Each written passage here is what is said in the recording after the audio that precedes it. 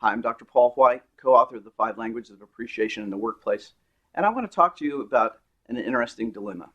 And that dilemma is that employees really don't want to just be shown appreciation or thanked for what they do. Now, that may seem cross-purpose or nonsensical to you if we're talking about appreciation in the workplace, but let me help you understand the issue.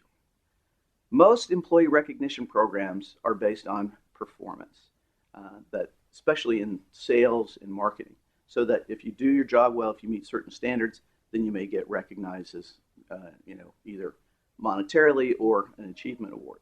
The problem is that people want to be valued for more than just what they do.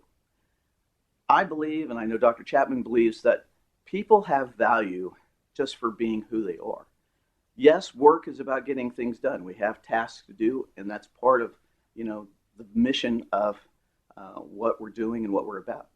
But if we only show recognition or thanks for people when they do a good job, then they start to feel like a machine. They start to feel just like a commodity, that they're just there to make the bigger machine work. And if they make a mistake or if they don't do well, do they cease to have value? No, I don't think so.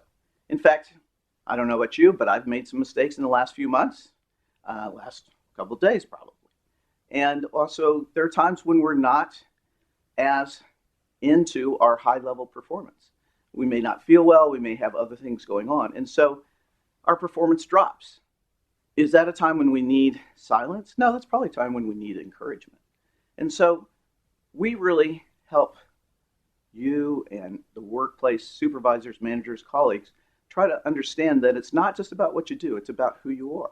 If you really want to encourage somebody, talk about their character. There's a difference between showing up to work on time and being dependable.